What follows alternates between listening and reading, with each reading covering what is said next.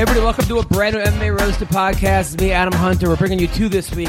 That's how we roll. Everyone's like, how come the podcast only once a week? Guess what, people? I've answered your prayers. We're doing two this week. I'm here with one of the greatest UFC icons, Yves Edwards. How's it going, buddy? I'm good, man. How's it going, Adam? Good, yes. As well as beautiful, badass, hot. She wears the hottest outfit I've ever seen in the cage. Too bad her boyfriend is 8'4" and psycho. Colleen Schneider, how are you? We're psycho. I'm great. Yes. Thanks, Adam. Thank you. And as we have CB Gold as well. CB, how are you, buddy? I'm alive. That's very comforting. Okay, so by the way, Colleen. So let's get started with you. I was at your last fight. It was Bellator. You whooped that girl's ass. I did. You got her down in the first. Stopped it. However, it wasn't on TV. I was the only one in the crowd. It was me. I was going to say you had to be one of Thanks, only like Adam. 3 people still there. I was actually the ref for the fight. I was okay. actually in. I was in the cage. That was it. What happened? It was crickets. What happened? I was supposed to be on the prelims, at the end of the prelims, and then when I got to the actual arena, they told me that my match was basically floating. I might be prelims and I might be post-lims. So I did my full warm-up, literally was wrapped, about ready to walk out, and that was supposed to be the next fight, and then they called it and said, we have to wait, do the televised portion, you're going on after. So I went and took a nap for about 45 minutes, then got up and started to warm up again. No, you really took a nap. Yeah. You were able to sleep knowing I did you were going to 2 fight. full warm-ups for that fight. You were able to sleep. No, now what if you would have overslept and like. Really? You don't think one of my coaches would have Okay, woken me all right, up and be like, all hey, right. Colleen, you have to fight. But even though like your nerves are going, you're that excited, you were able to still take a nap. No, I've done this shit for a long time, man. I'm pretty chill. Right. I'm good. Right now, how did you feel about that fight, though? The fight itself, great. Like everything I've been working on, I did the whole, the Gator roll to the Anaconda, the whole front choke series. I've been working on a ton lately. So the fight itself went great. I just wish that Bellator had put on prelims rather than post-lims. Now, what happens with your sponsors? Because I know people are sponsoring you, hoping you get on TV. Now, do you tell them, hey, bad news? Like, do they get mad at you or anything? Or No, everyone was super cool about it. How can they get mad at her? It's not her fault. I know, but Not everyone's But we're talking about MMA reasonable. sponsors, though. Sometimes you're not exactly the brightest gray on the or box. or they don't. I mean, I can see people not understand, or them saying, "Oh, well, we paid you to be on TV." You know, what I'm saying, you know how it goes sometimes. Yeah. But they were all cool. Yeah, everyone was cool with it. So hopefully I'm on the televised portion next time. You should be on that. I mean, you murdered that chick. I agree. You did though miss weight Yeah, I did. by 4.5 pounds. Yeah. What happened? 3 pounds. I was weight by 3 pounds. 3 pounds. What happened? So the my opponent pulled out a week and a half before. They were looking for a few different people for me, and then they found me someone a weight class up. Oh, okay. So I was literally a week before the fight gaining weight because I thought I was fighting at 135, and then 3 or 4 days before she pulled out, they were trying to find someone else. They thought I was still going to be at 35, and then they found someone at 25. So 3 days before the fight, I had to go back down to 25. Oh, so you didn't, now you can't get fined for that, right? Or No, did you? I can because it's not Bellator's choice. It's CSIC, and they don't give a fuck. So I lost 20% of my purse for it. Wait, so Chrissy Daniels was third? It was Rebecca Ruth, and there was somebody in between? Yeah. So why wouldn't you ask for the fight at the original did. weight? And what was it? I asked for her to do a catch weight even at 130, and she refused to. Her camp said that she was underweight. And then I go down to weigh-ins. You know how it's rolling weigh-ins from 9 to 11. I went down at 10:30 to weigh in. The commissioner goes, your girl's overweight.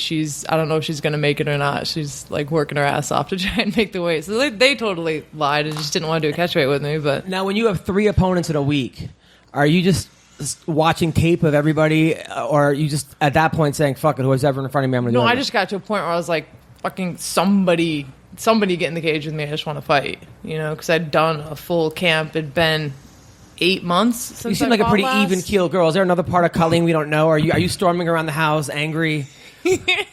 Killed a chicken. What's going on? No, I love my chickens. So are you? Is there a lot of mood swings that are going? No, I mean I'm pretty even keeled in general. I think everyone gets a little emotional like at the end of a fight camp. You've been going so hard and you're doing your whole weight cut. You have moments where you're like, I'm just gonna cry for no reason.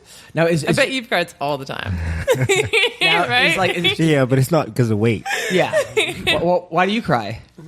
Life is hard. Oh, can I tell you guys? Wait, can I tell you this non sequitur? I watched the original John Wick for the first time last night. Have you Yes. seen that movie? I got halfway through it for the first time. I'm gonna Okay, for finish one, it. it's phenomenal. But the part in the beginning where they kill the dog, I was so pissed. I just busted out bawling. I'm like, and they I show just, the body. I'm crying. like, fuck you guys. Oh yeah, the dead puppy. I was so The sad. puppy was acting. Dozens, I dozens and dozens of understand. humans die But in that it's movie, like- and it's like, oh, whatever. But the dead puppy, Dude, it was so sad. That's like whenever I see a homeless guy with a dog, you give him money, but not for the homeless guy. I Yeah. just You feel bad. hope he feeds the dog. I just feel bad for the dog. Like, please My mom, buy my mom Kimball. tells me all the time. She's like, they take better care of the dog than they do themselves. I'm like, well, I fucking hope so, because I'd be pissed. Some comic had a joke. He's like, the dog's probably thinking, "This is the longest walk ever." I gotta put a shameless plug in here.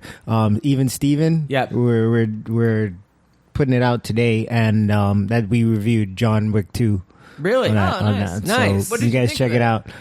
Or should I watch? You should watch and listen. You have to check out Even Steven and get all that information. And if you're not listening, if you haven't, if this is new, Even Steven is the name of Yves Edwards podcast. It's all about his life. He's working with him and this like stunt guy. They come out of the closet together. And, no, that doesn't actually happen. But yeah. So we stay in the closet. you stay in the closet. Now, by the way, I got to talk to you about the Josh Thompson fight. So, up until last Saturday, you were the only guy to stop Josh Thompson in an MMA fight, and this guy also in Bellator did it. But are you upset about this?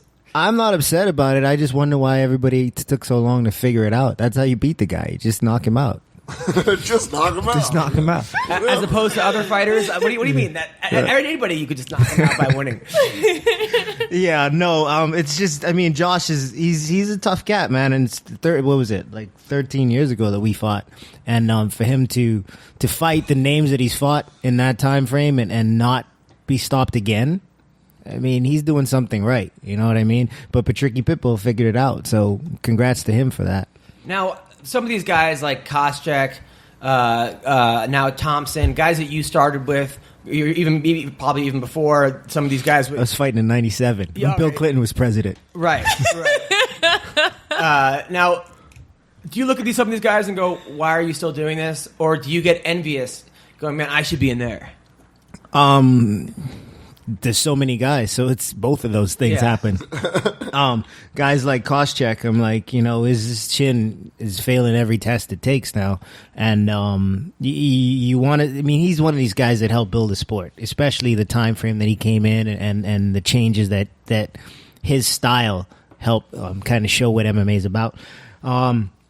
But then you look at guys like Josh, and they're still durable. They can still fight. I mean, Patricky Pitbull knocks guys out. That's what he does. So it really doesn't say that Josh is towards the end of his rope. That's he fought a guy with knockout power, and yes, he got clipped. But he's also been 13 years without being taken out by anybody. It's so hard to bet on these guys when they take 3 years off. Because I try to sometimes parlay it, and you never know. Yeah. I mean, I was certain that Mark Hunt was going to knock out Brock Lesnar in the first 5 minutes of that. Are you fight. crazy? I was like, listen, this guy's taken 6 years off. Hunt, he's obviously doesn't like getting hit.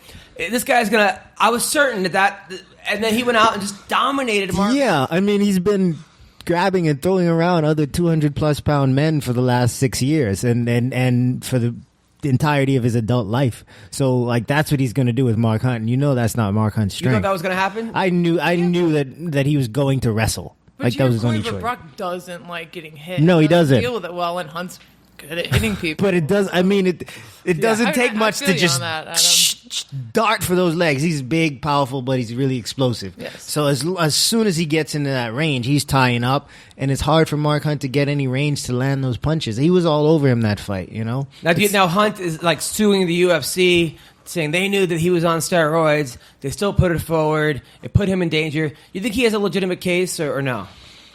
If they knew, yes. I mean, if the test had come back They have good lawyers, though, man. Yeah. So your question is, the question should be, does he have a legitimate case, or can he get the right lawyers? Yeah. Because that's what it's all about. When it comes to fighting these big corporations and whatnot, it's all about who you can get to. Now, it came out today, Bellator is suing the UFC. CB, what's going on with that? I figured you would know about this. Are you serious? Yeah. I had no idea. Fail, CB, fail. I know. Wow. CB, what are you doing? You playing video games all night? What's going Fucking on? emergency room, man. That was 2 days ago. So since then... I've just been fucking sleeping when I get... Are you okay? When I'm not doing it. All right, Yeah, I'm Bellator is suing the UFC to prevent access to documents in antitrust suit. So basically in 2015... class action antitrust lawsuit was filed against the UFC. Mm-hmm. It is ongoing and argues that the league crippled the market and created an environment where fighters were unable to fight anywhere else. Suit accuses the UFC of running an illegal scheme to eliminate competition from would-be rival MMA promoters. And then it goes on and on and on. And then now it's saying that Bellator basically is... this is a long-ass article, but yeah. So. Is this separate from the whole Nate Corey, John Fitch, that whole No. lawsuit? UFC... So basically it's saying that...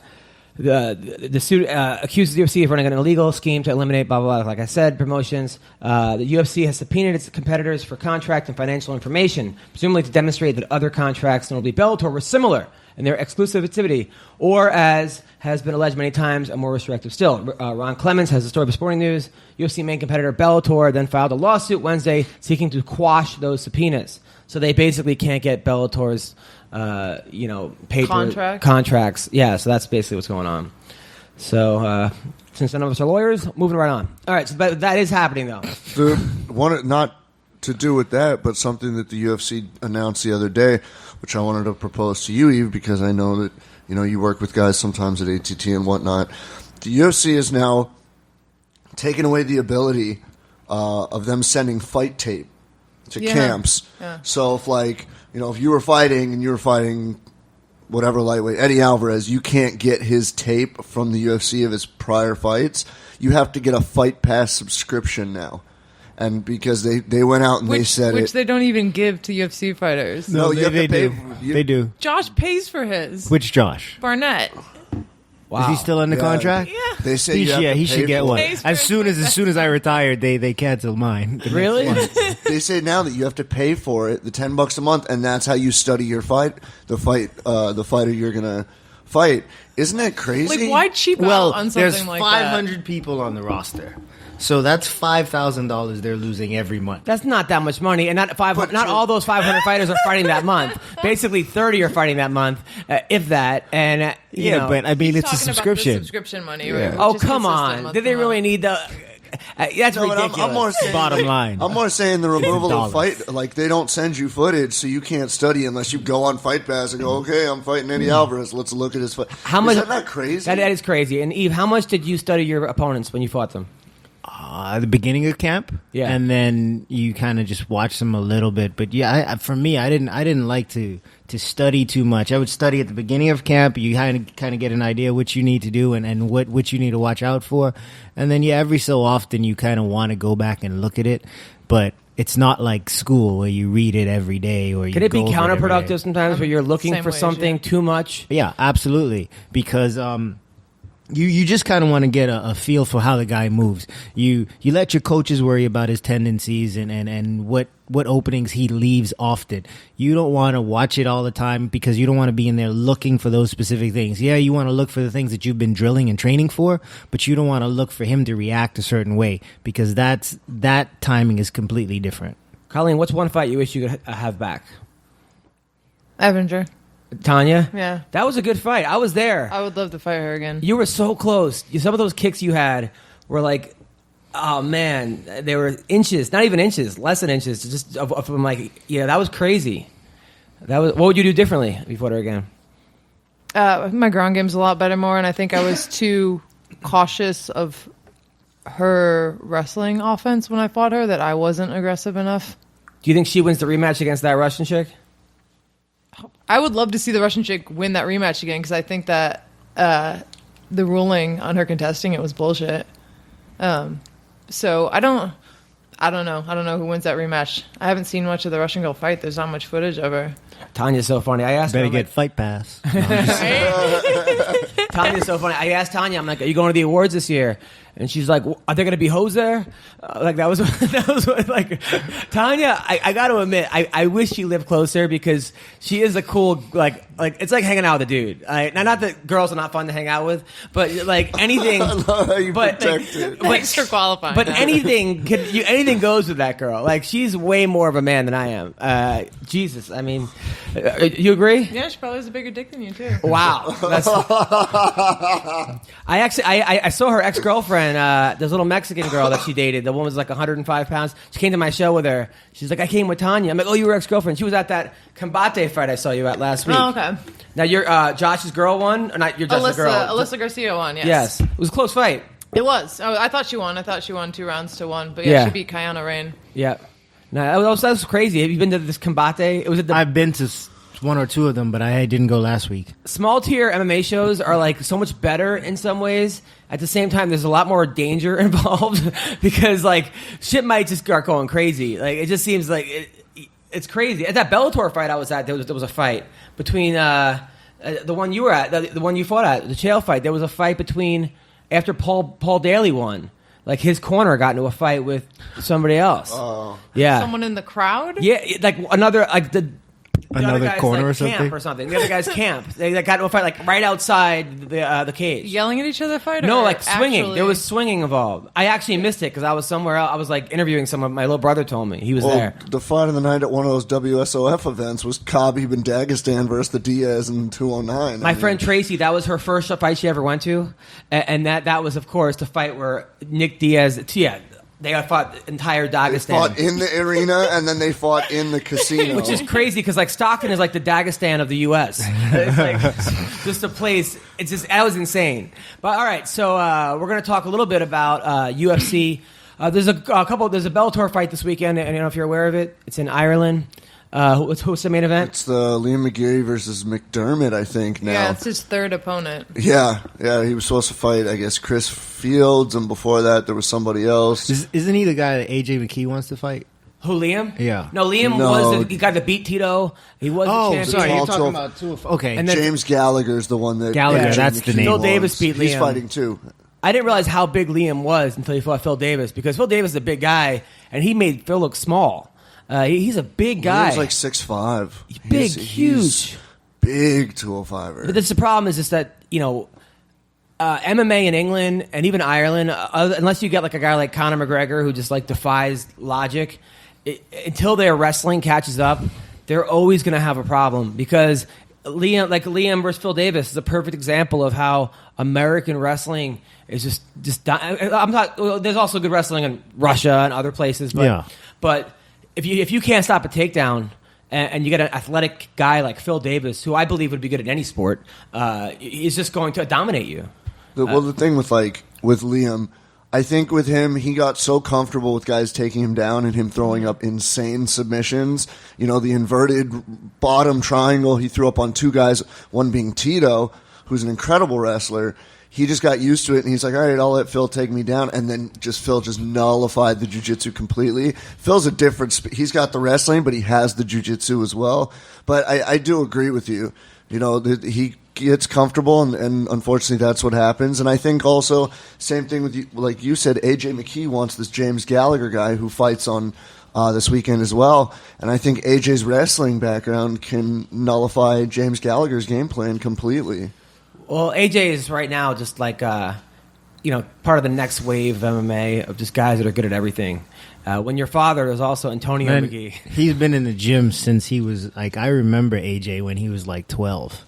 He's been in the gym since then. So he grew up there. And this generation of kids that grew up in the gym, I'm looking forward to seeing how they change the game. AJ's problem, I think, is just going to be being too cocky.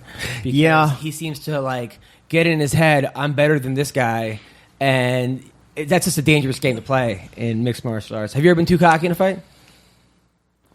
I would like to say no, but I've had so many of them I can't remember. Colleen, have you ever had a girl that you're like, oh, I'm going to kill this chick, and then shit went bad? No. No? No. All right.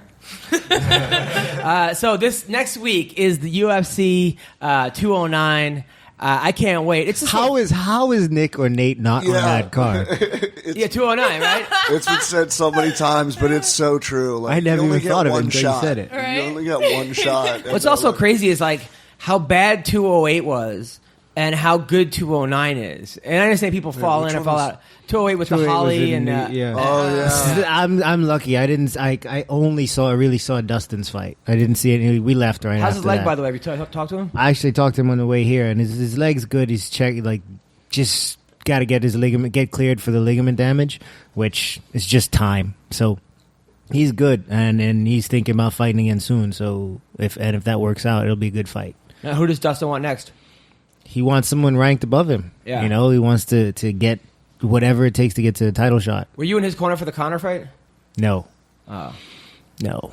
He's one of those guys, Dustin Poirier, that like you just it's so hard to call a fight with him because he's either gonna just fucking wreck somebody or he'll get knocked out by Mike. I remember I texted I think it was Dean against Michael Johnson Dean, and I'm like, hey, how's Dustin look? He goes, he's as sure as a 100% pick as you can get. Johnson's not going to beat this everybody guy. picked Poirier. And then we saw what happened. Yeah, I mean that's the thing. When you get hit, though, you know anybody with those little gloves can go to sleep.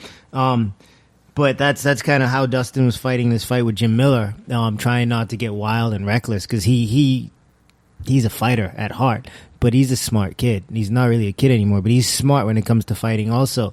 But there are times when emotion takes over and he just wants to sit down and throw and show and prove who's a bigger man, you know. So I think when he gets that under complete control, you saw him control it much better in this fight, you know. The beginning of the fight, he started out, he was fighting strategically, and then there's a couple points when he just kind of got into a brawl, but he was able to bring it back and rein it in. That's going to take some time, but maybe in the next fight you'll see it. Biggest opponent. Everybody who he's faster than, he beats.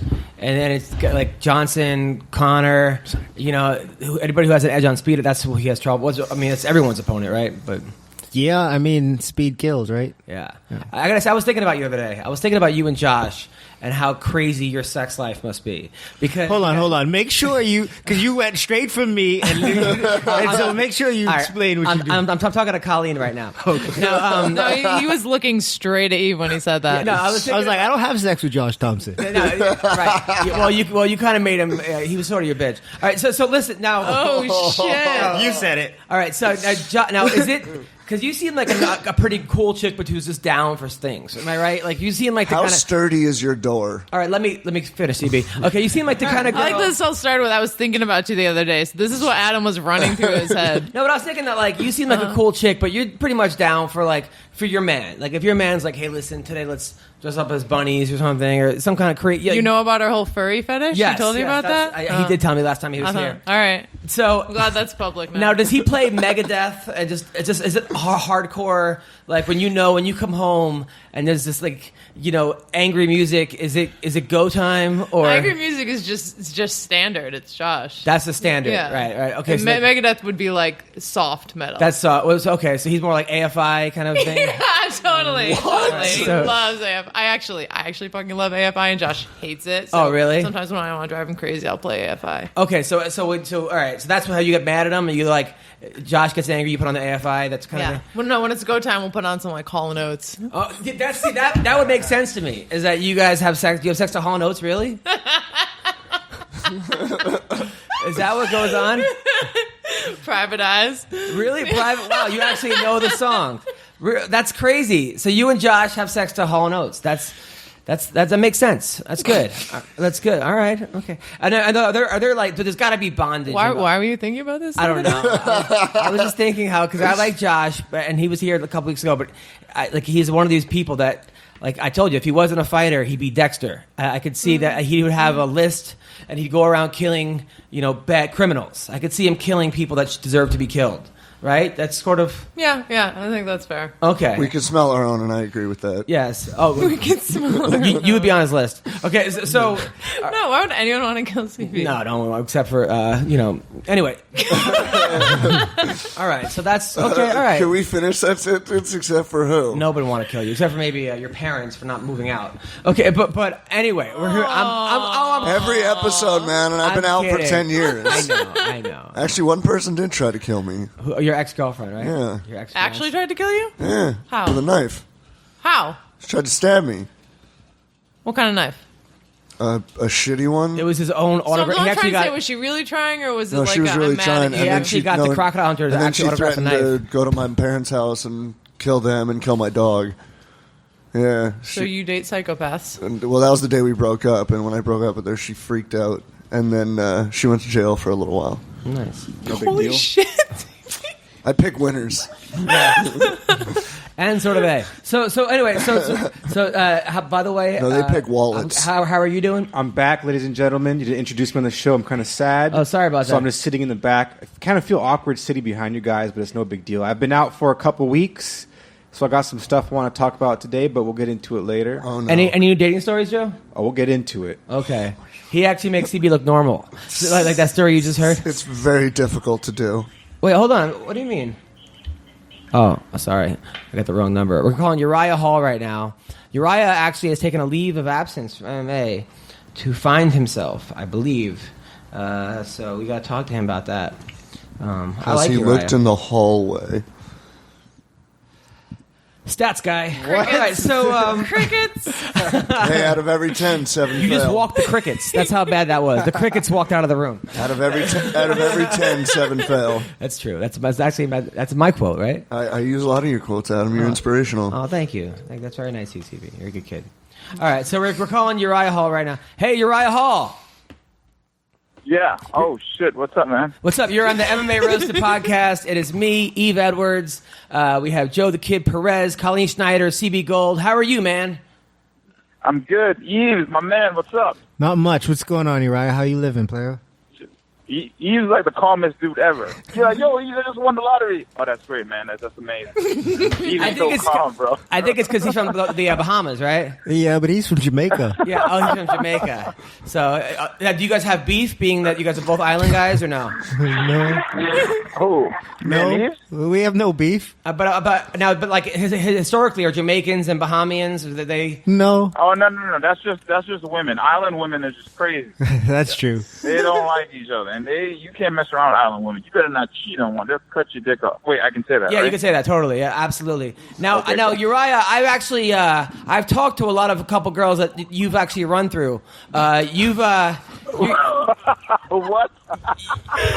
You're kind of the man in like the SoCal dating scene. Like you play it very smooth, but then you go down in like the DMs, correct? I go down the DM sometime. Yes. So, No. I said that wrong. I used to go down the DM. okay, so now you have a That was girlfriend? before I was educated. But Right. I wouldn't do one of those. Hold on, I'm in New York. As you can hear, there's always just loud shit for no fucking reason. Right. Hold on. Right. These motherfuckers, man. And there's not even shit going on. So you used to go down to the DMs, but now you're more of a. Do you have a girlfriend or a wife? What's going on? No, you know what? I don't. I'm single. Yeah, I'm single, man. I'm focused on me. Good. You know? Now, Anybody got time for that? But if you find your significant other, man, run with that shit because that's hard to find these days, you know? that's true. Now, do you mostly go for white girls, black girls, Mexican chicks? I tell you what, hold on a second. What? You took me to the wrong side? Concerned about the people's This sex lives today. Of course. My little brother's taking me for food. I'm sorry. No problem. Well, actually, white girls, they tend to go for me. I don't know if it's a chocolate thing. Yep. But Mexicans, I did one in my life. I'll never do that again. Nothing against them. She was just very short, and it was very weird. Black girls, they mad at me because they'll be seeing me with my white friends, and they be getting mad as a motherfucker for no reason. They Yeah. start shaking. Yep. Fuck you doing all our good black men, you know? That's, yeah, which is weird because white girls don't get mad if you're with black girls, you know? I don't know. They're excited. But you know what? It's all about communication. You just got to communicate with someone. I think that's the mature level. You got to communicate, and when you communicate, you know, you can build. can build trust. You can build all that other stuff.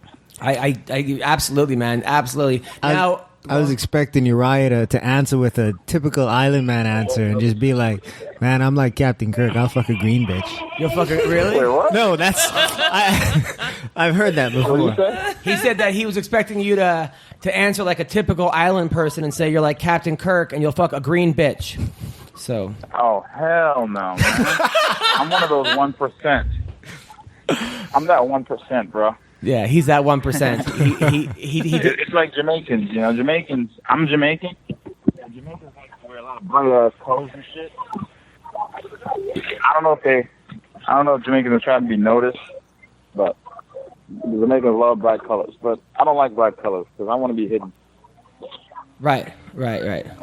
So, all right, because we'll go to fighting for a little bit.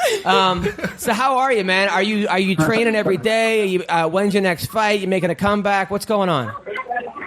So I'm in New York City. I came out here because a buddy of mine passed away at stage 4 cancer. I Sorry. was actually trying to make it before he passed, and he actually passed. In the midst of all that, man, a couple of folks have been dying around me, and I think that mature mindset was just saying, you know, maybe you should settle down and all that stuff, and you know, focus on the important things, the important people, because I think as you get older, you start to realize what's important, who's important. And one of the most important things I've realized is time. That's the only thing people should be fighting for, because you can never get that back. And it's what you invest in that time, who you invest that time with. And at a point in my life, you know, I kind of thought about retiring too, but one of my buddies said, dude, you can't retire. You haven't even tapped into your real ability yet. And of course, with a couple of losses, whether it was me being sick or me feeling that the fight would stop early or me not feeling as fair, it happened. And, you know, sometimes it doesn't motivate you. So I think it's just surrounding yourself with the right people and just getting back on board. I took a break to kind of figure out something I really want to do. And, you know, one of my buddies had told me, stay away from it until you miss it. I'm starting to miss it, but she said, stay away until you miss it. And when you do miss it some more. So I haven't missed it that much yet. However, you know, I'm itching a little bit, and maybe July 4th I want to get back on if they have that card. I mean, the thing is, you're so talented. You're one of these guys, and it's not just talent because you worked your ass off, but you're such a fun fighter to watch, you know, and you're capable of beating anybody. But then you said sometimes it was hard for you to find that killer instinct, right? Yeah, I mean, for me, you know, it's my background. I was really compete, and you know, karate background is like, you know, you beat your opponent to a point where you're almost killing him. So I guess UFC, that mindset is like kill or be killed, and you have a nice guy like me that walks in. It's like, wait a minute, you know. So it's something that I've learned to deal with. And one of the best quote I ever heard was, you know, you have two lives, and the second one begins when you realize you have one. So it's like, you know, I have an amazing platform. Although the UFC sometimes has favoritism, you know, you got to kind of bite down and maybe play the game a little bit and, you know, stay committed to yourself because it's hard, you know, and sometimes people want to see character. Unfortunately, I'm on the limelight and people are always going to be looking at you and judging you, critiques and all that stuff.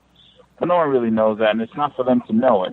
So it's just trying to really handle all of that and still trying to be true to myself and say, you know what, if I'm going to do this, I really got to really say fuck everybody else. And just get out there and start knocking motherfuckers out. Yves, if you were Uriah's coach, what would you tell him? Well, it all depends on where he's at. I mean, right now, as far as stepping away from it, yeah, step away from it and look back, but go back and watch some of your early stuff, kind of remind you of what this is to you and why you do it. That was told to me a long time ago. I didn't do it, and I that would be one piece of advice I would always recommend to people. Going, especially when you get to the highest level and you have some problems or troubles and you start thinking about maybe calling it quits or whatever it is, you kind of have to go back to what it was that made you want to do this in the first place. And seeing some of your early fights, that kind of takes you back to that time, kind of remind you of what was going on in your life around that and why this fight was important. I mean, Adam Sella is still knocked out from you, by the way. He actually just woke up yesterday. That was I think he's 100% right, man. I really actually took a break, and what I've been doing is I've been training for fun. Something that I haven't done in a long time. Like, I was on Unbreakable. I was training with Bamba, a couple of guys there, like Arnold, Son. I was actually doing it for fun. And when I started, you know, it was the fun aspect of it. And somewhere down the line, something switched where it became a job where I have to win. And people got in my ear and the limelight and all that. And I got I have to admit to that. And I got uncomfortable, and it took the fire away. It took the aggression, the hunger.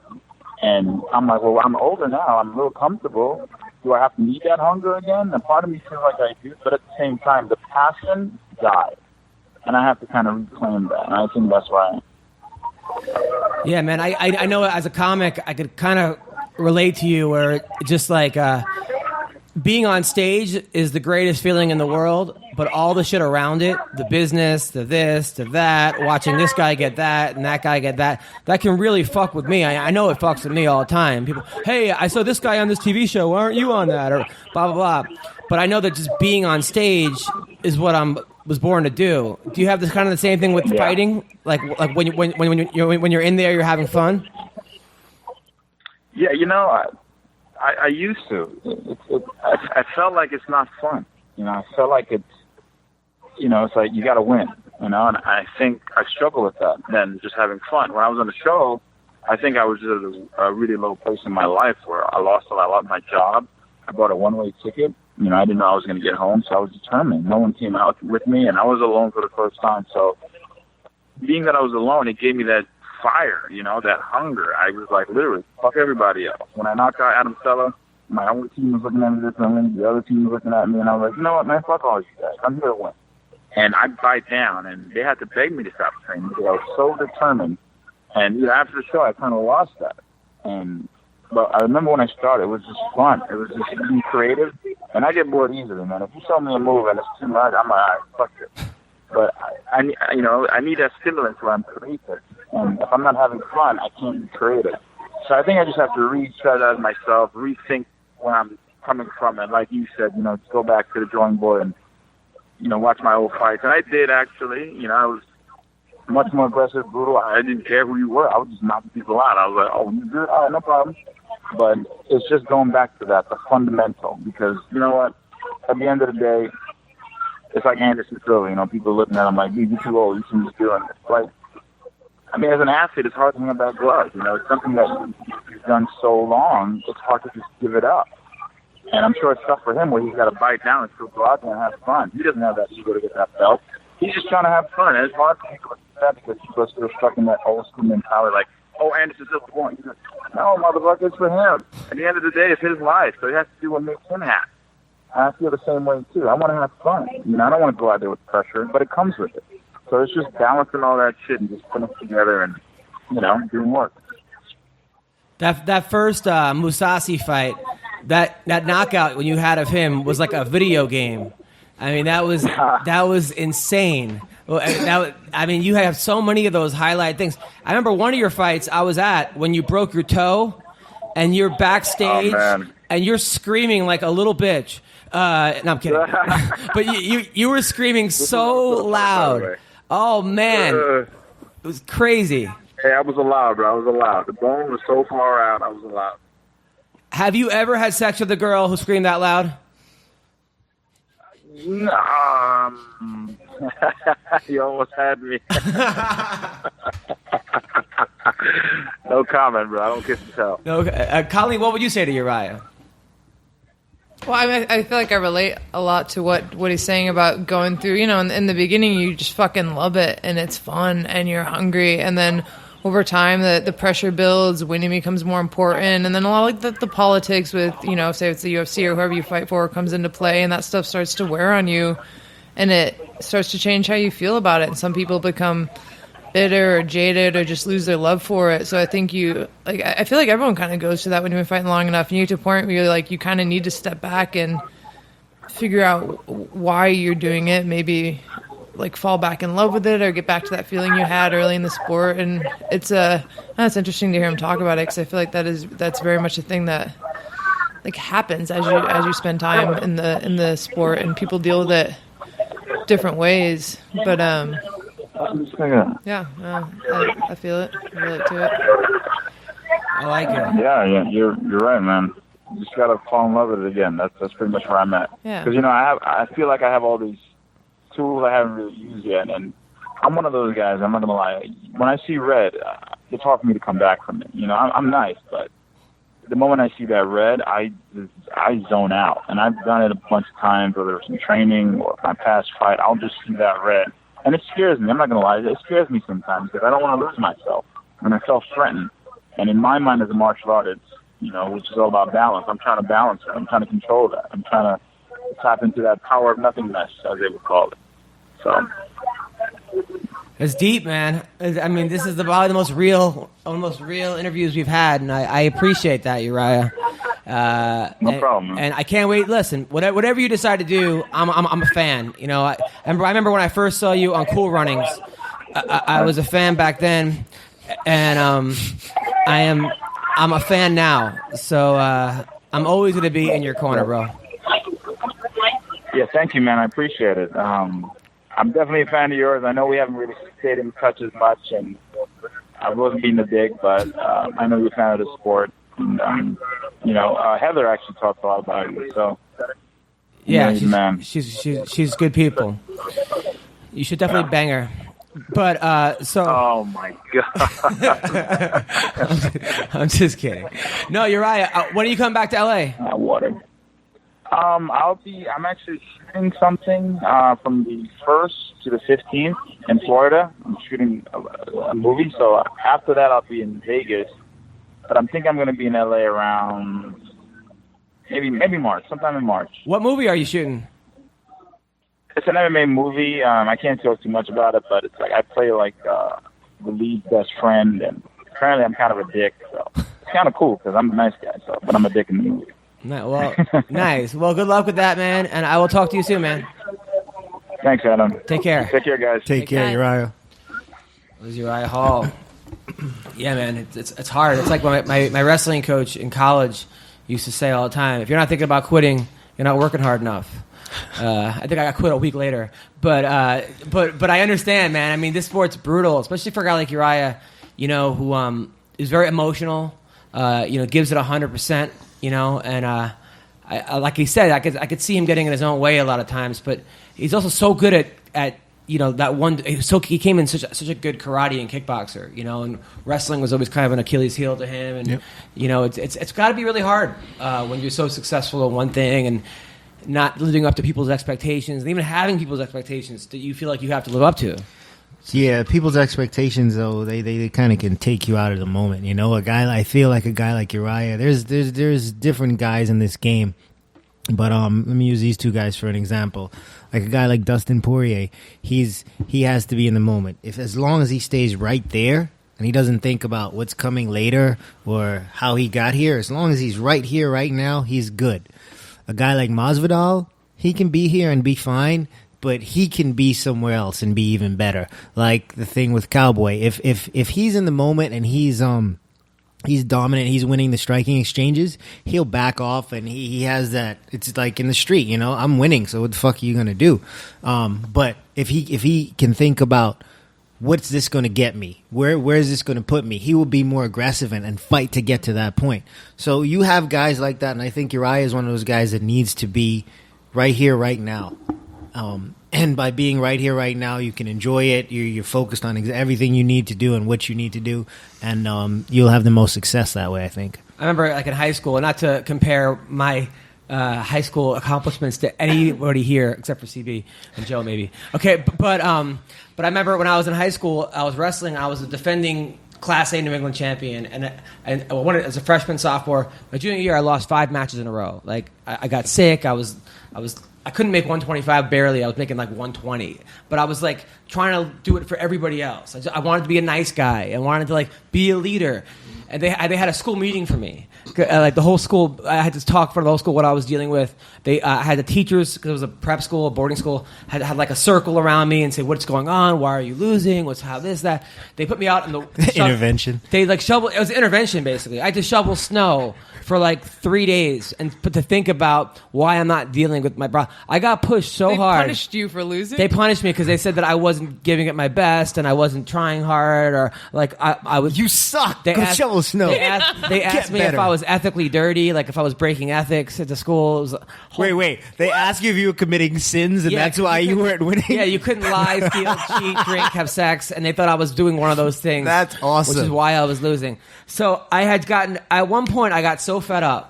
I was like, fuck this shit. Like, I was either sin. I just finally just said, I got so angry that I came out and I beat everybody in the Class A, in the New Englands. I beat everyone. I won 10 in a row, and I ended up winning everything because I got sick of just being pushed around. It was like no more Mr. Nice Guy. I got to that point where I was like, I'm going to be a fucking asshole and just murder kids. And I think sometimes that's what, like, it seemed like Uriah sometimes falls into this, like, I have to be someone I'm not. Like he said, I want to be a motherfucker. I want to start knocking people out. He has to sort of get in touch with that side of him. Yeah, you can turn that on. You know what I mean? That's another thing. If you can turn that on and be in the moment, that kind of puts you at your highest capability. Take like a guy like Poirier again. Really nice kid. Really, really good guy. Really good person. Nice guy to be around. But he can turn it on. Like, he can turn it on in the gym. He can turn it on in fights. And yeah, you can slip up sometimes. But a lot of times those slip-ups come from thinking about what's next. What's this win going to get me? And you're not here right now dealing with what's happening right now. You're thinking about, okay, I get to this win, then I get to this guy. Right. Were you surprised with the Lombard versus Hendricks result? Surprise? I thought Hector won. When I was watching, I was thinking Hector was kind of winning. I think I was more focused on the forward pressure, but I did think it was close, and I wasn't upset with the decision. I was surprised that Johnny's able to take some of his punches. I mean, he was hitting him pretty flush, and Johnny's got a chin. He went 10 rounds with Robbie Lawler, man. He could take anybody's punches. Yeah, but I mean, Hector. It's just crazy. I feel like we got cheated in some way of Hector's best years not being in the UFC. I know he went on that like 20-fight Bellator streak and he was fighting in Japan or fighting whatever. But I wish we had that Hector, the guy who won in the UFC. I would love to have seen him 10 years ago because he is 38 years old. And I don't care what you say at 38, unless you're Hendo or Randy Couture or certain guys at 38 can pull it off. But most guys can't. Yeah, but I mean, it's a disappointment. But I mean, Fedor's never fought in the UFC. Yeah, like that's a crime. But the guys he fought in Pride, the Colemans, and the guys that the Randlemans, those were UFC champions. Yeah. So at least he fought UFC champions in his prime. Versus like Hector, I mean, who was the best guy he beat in Bellator? Don't know. The kid who got kicked off the UFC for kicking out the window. Jason Taylor. I mean, he beat some good guys, but he didn't. It wasn't the same, you know, as what Fedor was doing. Yeah, he never fought Ben Askren. He never fought Ben Askren. Well, they did in practice. Another guy, Askren's a perfect example of somebody who I wish we would have see how well he'd do in the UFC, because I do feel like Askren may be pushing toward end of his career, and it's like there's a guy you got 15-0. I agree. Fuck. I would love to see Ben in the UFC just to see him face that challenge. I mean, it's a different breed of guy in the UFC. Yeah, there's a lot of guys outside of UFC that compete in the UFC, but there are names in the UFC that you would love to see Ben Askren compete against, and it's just not going to happen. Were you there when Askren and Lombard trained together? I was there for a while. I didn't really watch them train. That didn't go well, according to training with Hector doesn't go well for a lot of people. Mm-hmm. Yeah. Like he's just that kind of guy. It's he's one of those guys that has something to prove all day, every day. It doesn't matter if it's on the mat or not. I mean, Hector just wants to prove. Hector wants to be right. Thing? You think it's no? Because Yoel isn't like that at all. Masvidal isn't like that at all. But is there anybody that's not Hector that's like that? That's as good as Hector? I feel like most guys that are gym bully. Well, I guess Pyle, was known as sort of like a gym bully, Or every gym has one. Yeah, but I think Hector's extreme. Who's the gym bully at CSW? I'm a fan of CSW. Where do you train? CMMA. At CMMA, who's the gym bully? I don't think we have a gym bully. No. Yeah, but here's the thing about a gym bully. Sometimes, if you're tough, the bully's not going to bully you. Yeah. You know, I also might get the not getting bullied because I'm a girl thing. that's possible too. And maybe because your boyfriend's next watching. He doesn't come watch me train. That would be weird. He doesn't. You never look in the corner and he's there. Because like during your fights, He's just hiding. during the fights, he's hiding in the bathroom, peeking out. It's Drinking Jack and Coke. Jack and Cokes. It's very strange, but it's cute. It's adorable. It's an adorable thing. So Tyron Woodley, Josh Thompson, next week. That's the fight we're all talking about. Tyron Woodley, Stephen Thompson, right? Okay. Stephen Thompson, right? Josh hasn't woke up yet. Stephen Thompson, Tyron Woodley. I'm picking Woodley. Other people are picking Thompson. Who are you picking, Colleen? I think Woodley wins that. I'm more excited about Khabib and We're not there yet. Okay, but thank you. Fine. You just said the one everyone's talking about, and I'm way more excited about the co-main. Gotcha, Eve. Yeah, I'm with her on that. But Woodley Thompson. I think after the first fight, Woodley has the most ground that he can cover. I feel like Thompson showed pretty much all of his game, almost 100% of it. And Woodley was able to show a lot of his game, but you see where he can be better in those parts of his game. Is he going to walk out the Nation of Islam for this fight? That's what the word on the street is. That no, he's not going to do that. I doubt it. I'm picking T Wood in this one. Picking T Wood, and you? I got Woodley. Why are you upset about this? I mean, because I had Wonder Boy in the first one, and I just think, Woodley, like Yves said, there's a lot of stuff he hasn't shown. He's been training with Sage Northcutt. I mean, you got to get better when you're training with Sage. Pick.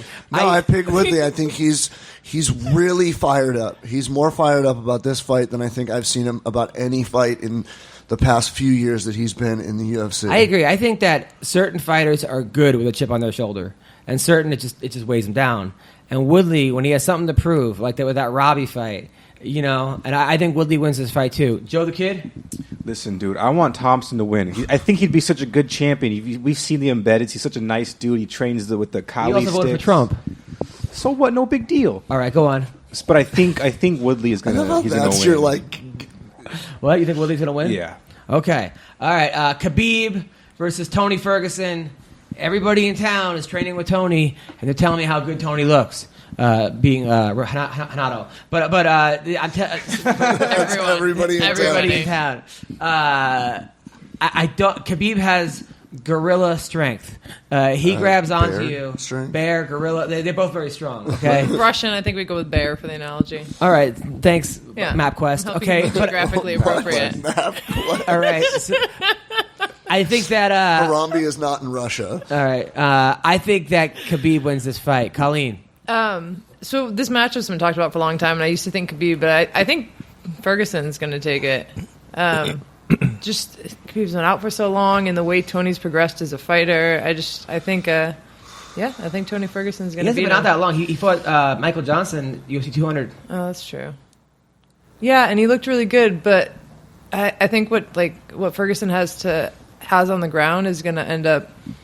I think I'll end up submitting him. Really? They think he'll pull off an Eddie Bravo. Now, if he pulls off an Eddie Bravo submission, like a twister or some crazy electric chair or A zombie chili dog. or whatever, the running bong hit, whatever the hell, like Tower 7. Tower 7. If he does that, Chemtrail. 10th Planet Chili will dog. be. Chemtrails. Chili dog. 10th Planet is already on fire. Submission by chemtrails. Every Starbucks will become a 10th planet in the world. I mean, that would be the greatest thing for Eddie Bravo is if Tony pulls this off.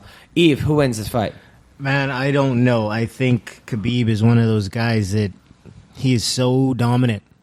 Then the way he's done that to everybody, but then Tony's style is that on the ground. It's that weird, open scramble creating. I just don't know if he's going to be able to create scrambles with a guy like Khabib.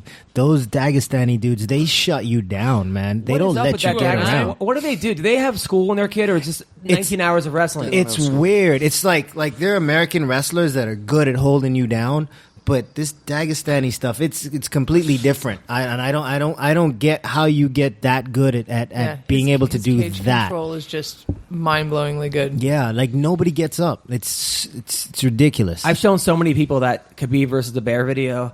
And it's so funny. You've seen that, right? Yeah. Okay, him as a child, he's wrestling a bear. in a backyard, and a bunch How of have I not seen a bunch this? of parents are sitting around watching this. This is like they're like, this is like, oh, it's his birthday. I'll have him wrestle a bear. And like, if this happened in the U.S., there'd be child services called in 3 seconds. They would take away the bear, the Dude. parents. It's unbelievable, and it's different. Child services and animal protection. Yes, and the thing is, if you watch the clip, which I have 5,000 times, it's different bears and different kids. No, it's not different bears. One's a striker, one's a jiu-jitsu guy. But it's different times. It's not like one. No, I It's know. not one He's the isolated karate wrestling bear. match. I'm showing Colleen the bear. It's almost like it's kind of a joke to me, but like you remember in 300, the movie So that's 300, Khabib? Yeah. Okay. where it's like trial by fire. They send the kid out. He has to like kill a wolf to be able to come back to the village and Yeah. like live his life. I feel like when the kid's born in Dagestan, they're like, all right, you got 6 months, and then we're throwing you out This with a is fucking bear out adorable. there. I want to wrestle. I feel like the bear is like working at like the delivery, like right when it comes out of the mom's womb. Yeah, he's like, all right, that one's mine. I get that one in The the bear's- fucking forest or whatever. Like, honestly, Doesn't this make you think that your parents suck Khabib, your that they birthday didn't let today. you You wrestle 9. bear? You wrestle bear. I You got- man now. Yeah, I would like to wrestle a bear. The bear's like having fun, but first of all, I have so many questions. Like, where do you get a bear? Where do you get a bear? You live in Dagestan. That's Did where you they- get a bear. did they- My question is, where does this bear train? Did they declaw the bear? I think it's ATT Dagestan. Like, is the bear just hanging out like in the woods? And they, hey, come on, come. Like, how are they getting the bear over there? Like, who's responsible for this? Who took this video? Turkey. Like, Who's sitting there They're like the with- bear signed the they're feeding contract. turkey. They're like, how'd they get the Come bear here. there? We've They got the bear there something for for you to 5 and do. 5. yeah, bears. This is adorable. They train him for 25 minutes before he goes with Khabib. If I like, ever have a kid, he's wrestling a bear. But I asked him on the thing who would win, the bear or Pettis, and Khabib said the bear would win because he's got better wrestling, and he's better at takedowns. But I don't know if does the bear even know the rules of wrestling? Like, Dude, you Does got he- a back control. Yeah, does he look at need that. to know the red rules? Like, So apparently, is, when you get back control, you nibble at the neck. is fucking John McCarthy standing there going, all right, stand him up, too much grappling. but like, does the bear think it's freestyle, Greco, or collegiate? I mean, the bear doesn't. Well, if it he is knows, Russia, so I don't. Sambo. It's clearly a Sambo bear. It just went for a leg lock. That'd be funny if it wasn't even a bear. It was like John Dawson in a bear costume. Like the He whole- just shot in on a single on the bear. Look. Maybe that's what. sprawled. Yeah, for real. Maybe He's this is what Josh does on the weekends. He flies to Russia and puts a bear costume on. No, yeah. No, that's part of their sex life. But the furry thing. I told you. Watch. He stands up. He just straight up shoots it on a single and the sprawls. Yeah, Bear sprawled. the bear's having a blast. Yeah, they both are. I think, but I have so many questions about this. Right? Is this your new training technique for your middle schoolers? Just Honestly, bringing a bear? I thought about for like the TV show I'm writing, like the kid from Russia who's like, "Can I bring in my training For partner?" headlock. And he brings him. And this other Dagestani kid is just standing there like, when's it going to be Mike? I got a better double leg than that. Yeah. So that's what I'm saying though. Like, okay, so say you're Khabib and you grew up wrestling bears. Like, how much of a threat is Tony Ferguson? You know. Yeah, the thing is that bear has no ground game. So that's the thing. Like Tony's got that weird. He's long, he's lanky, he's got that weird open The bear style doesn't on know the rubber ground. guard, man. Yeah, That's true. and that's the only, not concern, but that's the only thing I think Tony is going to be able to use to either create scrambles to get back to his feet, and I think he'll be dominant on his feet if he can get into exchanges. But I mean, if Khabib gets a hold of him, it's just it. But he's just got to get a hold of him 5 times. Yeah. Right. Yeah, Right. Khabib's never been 5 rounds. Yeah. Tony's been 5 rounds. He went 5 rounds with Rafael dos Anjos. He's got good cardio. He's been training in elevation. And again, Khabib has to get him down 5 times, grind him out. Whereas we've seen Michael Johnson hit Khabib and rocked him. And I think Tony has better striking, and he has much better He footwork doesn't have better and head speed than movement. Michael Johnson though. Michael Johnson has like. But he's more You know. more footwork, more head movement. I got, as my Uncle Hanach would say, Tony Fergs. You think Tony Ferguson will I win? think Tony Ferguson's going to win. I think the UFC wants Khabib to win because if Khabib wins, They can go to Russia. They go to Russia, and Khabib versus Conor in Russia would be. But would Conor take the fight in Russia? why wouldn't he? I mean, the money they would generate just they could do a soccer stadium in Russia if they wanted to. And $25 million. He could do, right? How much he did? I'm saying he could get $25 million. That's the Mayweather purse. That You think he could get that against Khabib in Russia? I think he could make that. I mean, what does he make? What is the most he's made in the U.S.? Disclosed? Yeah. Or Yeah. like No, I mean off of pay-per-views. total. Well, the guy with 6 McGregor tattoos. Tell us. Connor for the Aldo fight made somewhere around $16 million. Yeah, so Wow. 25 in Russia. Sounds reasonable. I'm telling you, and Russians, I gotta say, out of all the fan bases, I believe that Russia has the most diehard fan base. Any one of these guys from Dagestan, whoever they fight, these Russians go on their Instagram and just talk so much. and they do it in Russian though, like so you don't even know what the hell they're It's saying, and then it never just click see translation. Yeah, but it's always kind of weird. It's always like, I will punch you hard. It's like never like he's going. They talk so much shit. They are a very loyal fan base. Russians. I mean, do you think that's the most loyal fan base out of all the Ireland? Like I told this on the show before, but like Conor McGregor comes to Vegas. And there's 10,000 Irish people in Vegas. They come out. There's not an American who would travel to Ireland in any sport where one American would follow that person, other than maybe their family and people that they fly out. Right. I mean, Mayweather goes to, say he fights in Italy. The women on his plane are going, but people don't love Mayweather like they love Conor, though. But there are American athletes people love. LeBron James goes to basketball. They play in England. Are Cavs fan going to England? But we have so many. No, but there's so many opportunities to see them stars here. in the U.S. that it's not a novelty, right? Like, how many stars are there of the caliber of Conor McGregor that are recognized on an international level that come out of Ireland? That's a very unique thing for that country, right? Yeah. So people rally behind that. You get a much more we got stronger spoiled. sense Like of nationalistic GSP. pride because of That's that. science. Like GSP too. When GSP fights in America, MapQuest here the to help. Canadians come in droves. But with Khabib, you remember when I showed you that video when they opened the Reebok store and Khabib was there? Yeah. And there was 25,000 Russians Are that we showed all up saying just to his meet name him. wrong? Is it Khabib or Khabib? Khabib, I don't know. You're just making that up? I've been saying Khabib. It's I say Khabib. Khabib. Is it Khabib? It's Khabib.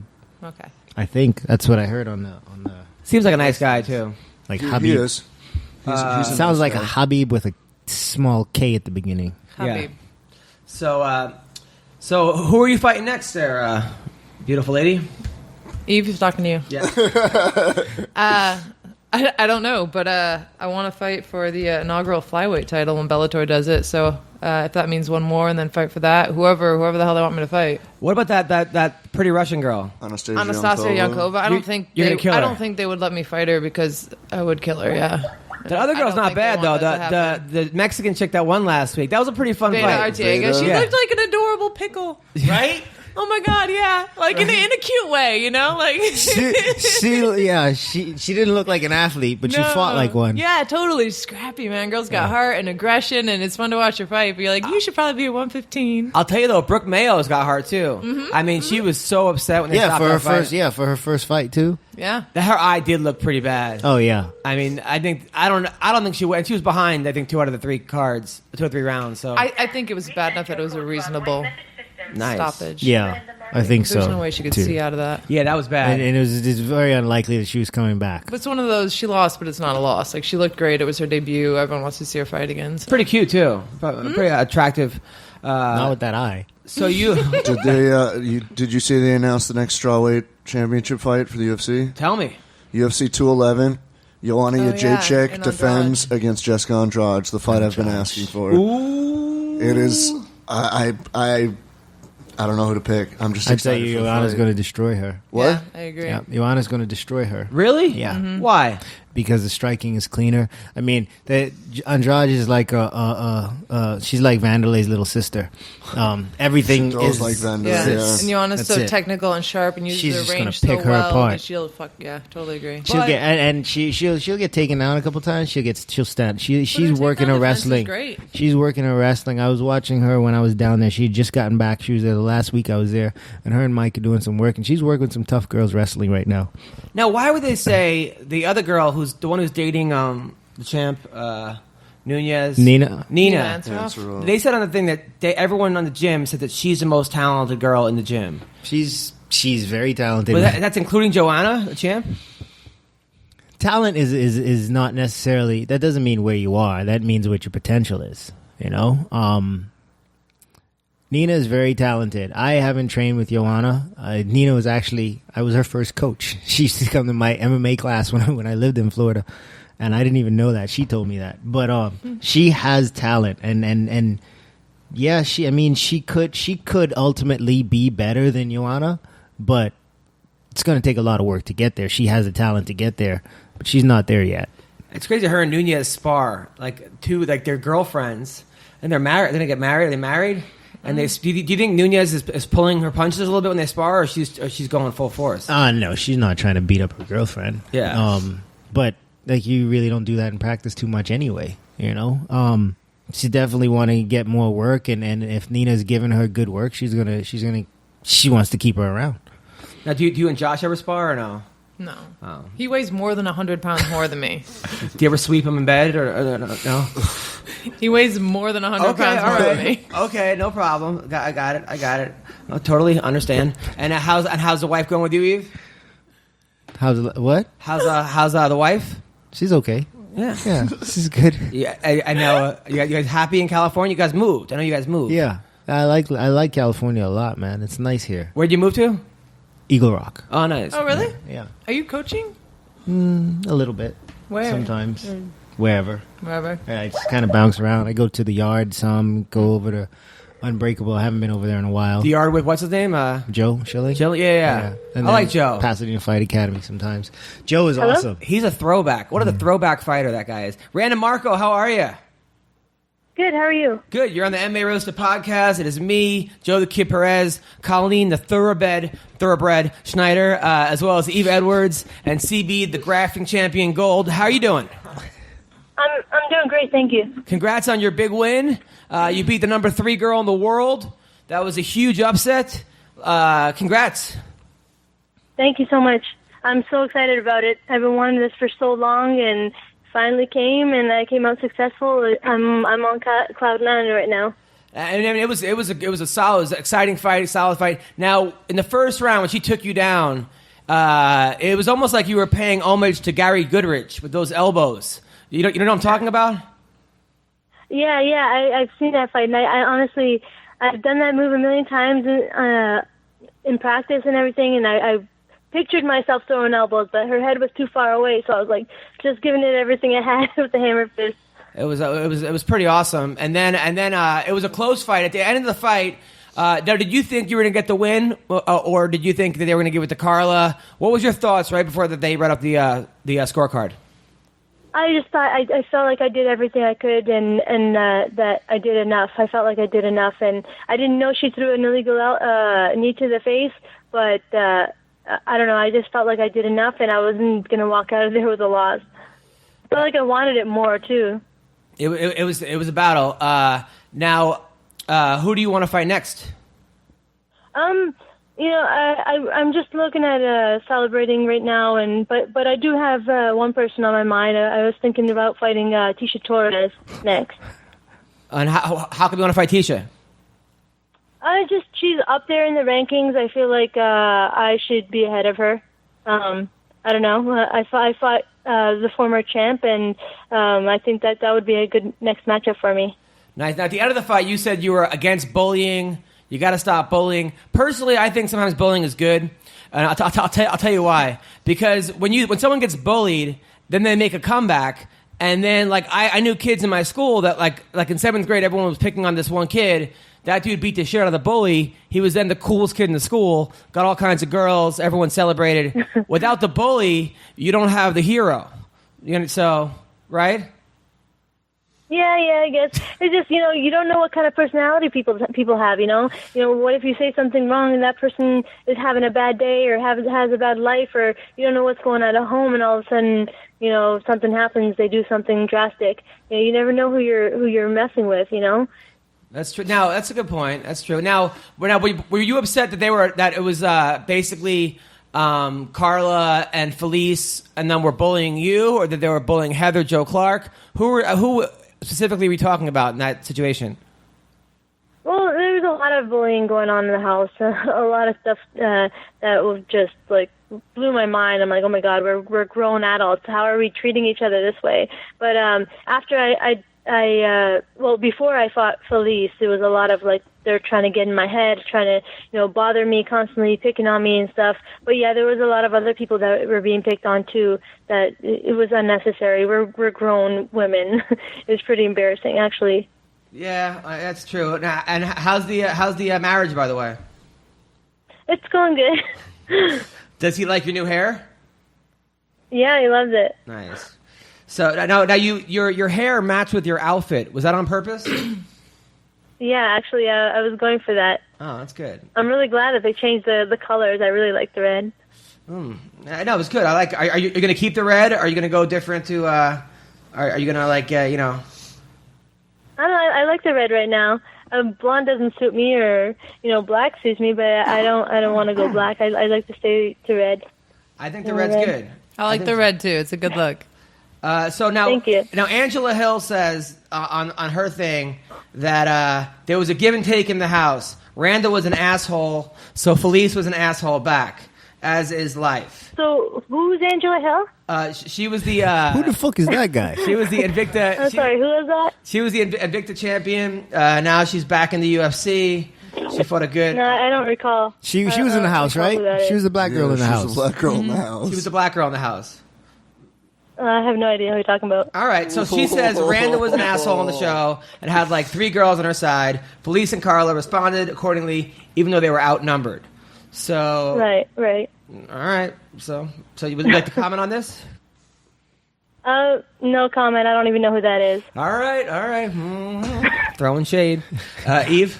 Hey, Randa, did Carla surprise you with anything? Because going into that fight, all I expected her to try to do is take you down, sit in your guard, and try to ground and pound. I don't see a lot from her when I think about her fights. That's the thing that stands out most to me. She doesn't pass a lot, doesn't do a lot of advancement in position and damage. She just stays inside the guard and does work from there. But this fight was a little bit more dynamic. Was that her or you? And did she surprise you with anything? Yeah, definitely. That's what I was expecting from her. I was expecting her to come out and just try to take me down, especially the first round. We were preparing for her to try to take me down like 5 times in a row, and try to stay on top of me the whole time. And when I went out there, she didn't do any of that. She wanted to stay up and strike with me, and I was like, oh my gosh, this is perfect. It worked out in my favor. But yeah, they say she's a boring fighter or whatever. But you know what? GSP is kind of like, you can say, he's a boring fighter, but he gets the job done, and I respect her and I respect her style. And but she came out there completely different from what I was expecting, and it worked out in my favor, I think.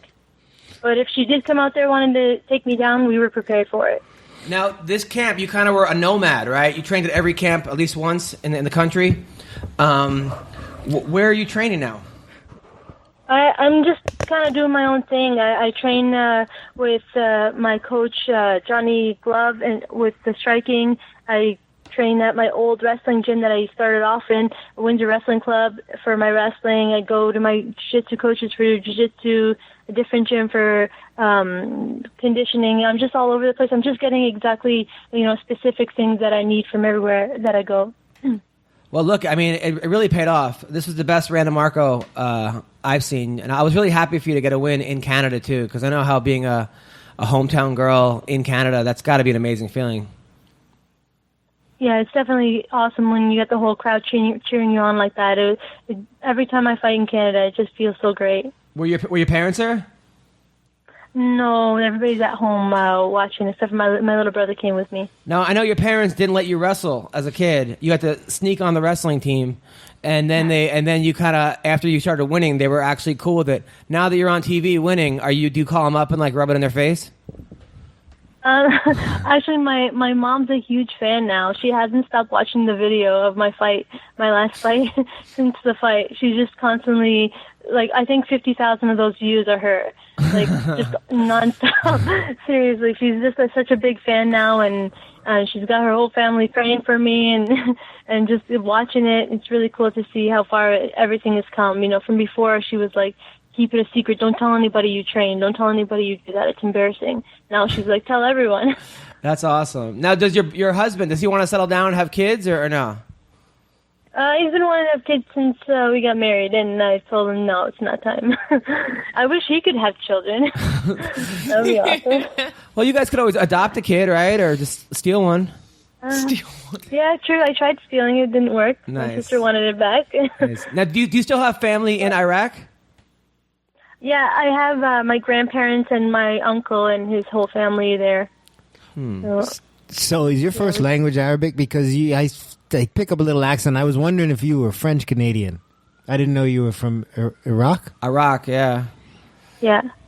Yeah, I was born in the Middle East and came here when I was only 3 years old, so pretty much raised here, Canadian. Do you speak Arabic? I speak Chaldean. I don't know if you guys know what that is. We're like the Christians from the Middle East. Oh, okay. That's crazy. We originated from Babylon. Wow. When you get mad at your husband, do you curse him out like in Chaldean? Yeah, my brother, whenever my brother's around, we'll just talk shit about him in my language and he gets upset.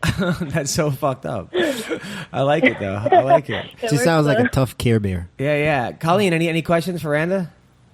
I didn't know you were born in Iraq. That's interesting. How did you end up coming to Canada? Well, there was a war in 1988, 1989, what was it? Yeah, Yep, 88, 89, and my dad was in the military. He didn't want to go. He knew that he was, if he went, he was going to get killed. So we packed up what we could carry, and we fled the country. And it took us a while. We were refugees in Turkey for a year before we were able to come to Canada. So do your parents hate Trump? No, they're actually, we don't hate Trump.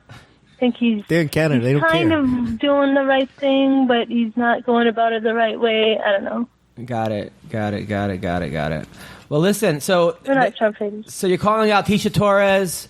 Now Eve trains Tisha Torres, right? I don't train her. Dean does. Oh, Dean does. Why do you get us confused? I don't. I thought you also trained over there at ATT. Any advice for her on how to beat Tisha Torres? Tisha's good. Tisha's good. Yeah, I know. I mean, what's obvious She's is very use good. range. I think she's developed a lot of new skills since The Ultimate Fighter. I think she's up there in the rankings. I think it's a good step for me to move on to fighting for the belt one day. All right, here's what you do: send Raquel naked pics. Okay, she'll flip out and definitely want to fight you. I think that's a good way to do it, right? Okay, all right. No, nobody likes that idea. All right, okay, fine. Just me. Fine, I got it. Well, listen, Randa, thank you for coming on the podcast. We're all fans here. You're a very sweet, good role model for kids. Kids look up to you. The red hair is great. Not just because you're tall. What's your nickname, by the way? The Quiet Storm. The Quiet Storm. We got to get a better nickname. Yeah, Stitch Duran gave me that name. I can't change it. Stitch did? Duran's awesome. Yeah, Stitch gave you that name, the Quiet Storm. That's solid. Yeah. You like the Quiet Storm? Really? I like that Stitch gave it to her. Yeah, but the Quiet Storm is just like it's quiet. What if you like the Loud Storm? No, that's just obvious. Oh, that's a good point. Yeah. Oh man, I actually call my girl the Storm sometimes because she gets wet. Anyway, listen, people. Thank you for coming on the podcast, Randa. You're the Quiet Storm. You're amazing. Thank you for having me. No problem. Take care and good luck with everything. Thank you so much. Bye. Bye, guys. Quiet Storm. I like it. I like Randa. I'm happy to see her doing well. I don't like that she was throwing shade at Angie though. Angie's my girl. Really? Yeah, Angie's awesome. Well, Angie was kind of throwing shade at her first. Though. I don't know. I didn't watch And the Angie show. probably I don't know farted any on of her. the- Yeah. I don't know any of the backstory on that. I was buying it. I was buying that she didn't know who Angela was. Really? No, that was probably like one of the more heated contestant seasons than any of the other Yeah, Ultimate I mean, Fighter seasons. you had Like usually it's the 16 coaches, but yeah. Well, you knew it was going to be. First of all, you have 115-pound women fighters, girls who've never made a fucking dollar in their lives. Now all of a sudden they're getting fame. You're putting them in a house. They don't have to even try out for the house. They just get into a house, and you're like, oh, winner's the belt. They all kind of already knew each other. And and on top of that, again, we're talking about 115-pound women who are in a position where they have to cut weight on top of that. Yeah. You know, regularly. They're not going to be happy campers. It was a good season. That was one of my favorite seasons to watch. I was great. I like that one. I like the 135-pound men and women. That was cool. I haven't watched the last couple ones. I just can't. This new one looks pretty good. I don't ever watch that show. Really? Yeah. You try out for it though, right? Yeah, I'm on the first episode. I got to ask you about that, by the way. So you lost to Shayna Baszler, right? Yeah. And then Shayna goes, "How dare she?" or something. Or Yeah. And then you and Shayna became friends afterwards, right? Yeah, we're really good friends. But did you ever? But tell I her, still wanted to fight her for a long time after that. After you were friends? Yeah, because I lost that fight. Yeah. It's not a personal animosity thing. But that's also very obnoxious for her, right? Were you like? Yeah, but it's also Shayna being Shayna. She's playing a character. Like we call her douchebag Shayna playfully because that's what she does. That's how she is. She was playing a character. Yeah.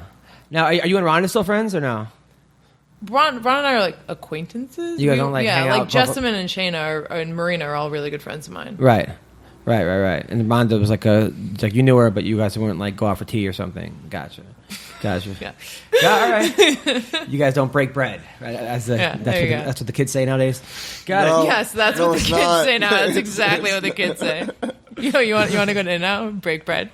So yeah, bro. Got it. Now, how's Shayna? She's doing pretty good in wrestling, right? She is over. She's doing a 3-month tour in Japan, wrestling for Stardom. She's wrestling for the championship against this girl Io, who's amazing tonight. I think tonight or tomorrow. I think it's tonight. Yeah, and then in 2 days she's doing an MMA fight for Deep Jewels against this girl King Reina. It's a real fight. Yeah, it's a real girl fight. Who's the king? Yeah, it's Japan. Yeah, whatever. It's bad.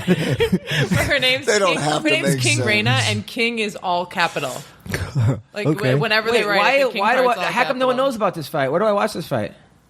I mean, I'm sure it'll stream somewhere. It's for Deep Jewels, and yeah, so she's wrestling, pro wrestling for the Stardom Championship tonight, and then in 2 days doing a real MMA fight. Damn, she's been wrestling for a hanging while. out with Josh too long. She's right? really good. Her wrestling is really good. She's one of the best. Good for her. And from what I heard, she's getting a NXT Performance Center tryout. Which can she do like off the top rope? That already happened. It did already happen? I don't know what I'm supposed to say. Can she do off top rope splashes and stuff? She's not a fucking flyer, dude. She's a shooter.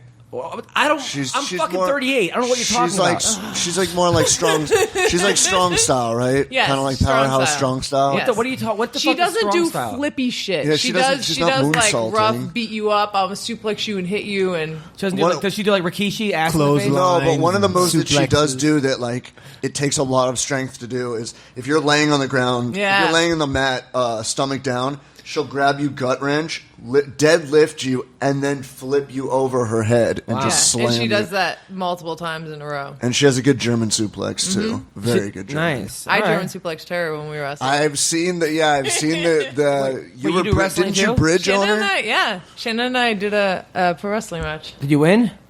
No, she armbarred me, bitch. She beat you? Shayna beat you in pro wrestling? That's twice. I beat her in a catch wrestling match. Fuck you, we're 1 and 2. Okay, all right, fine. When was this catch wrestling match? The catch wrestling match was an exhibition match that we did at Jiu-Jitsu in the Park a couple summers ago. I like it. So we did a catch wrestling rules match because it was kind of it's Jiu-Jitsu in the Park. And we're like, we want to show catch wrestling, so it was you could win by pin or submission. Did you tell her afterwards? How dare you? No, I'm not an asshole. Yeah, but at least you did it back to her. That would have been kind of cool. See, when I was little, we watched movies in the park. Now they're just beating the shit out of people. Yeah. I mean, your parents tried to leave you in the park. So anyway, listen. Hilarious. All right. It was pretty. They laughed. Okay, so Joe, how you doing, man? Well, man, I have an announcement. What's that? You know, if you say you're engaged, I'm leaving. No. What? You know, these past few months I've been on the show, I've talked about all these crazy stories. Yes. You know, I've been with crazy women. Let's catch Colleen up. Okay, so one girl he went out with wanted him to stab her during sex, to cut her. She was a cutter, and she had a machete under her bed. He had a machete. Another girl had a really, really hairy bush. This fat chick kept sending her masturbation videos, right? And then he lost his virginity to a 45-year-old chick, or 50, that he got into a car accident with while the cops were coming. He banged her in his car after hitting his car. He didn't get in a car accident. She did. Yeah. She did. And then the other girl was on heroin heroin. Oh, the girl on But, heroin. Yeah, that's just Or basic. let's see, the Argentinian who needed a green card. Yes. The girl that FaceTimed him while taking a Wait, shit. this is Yes. all within the last several months. Dude, this is like a TV series on HBO. How old are you? you I'm 20. definitely need to pay for the So cable you just service lost your to virginity see in the this. last year.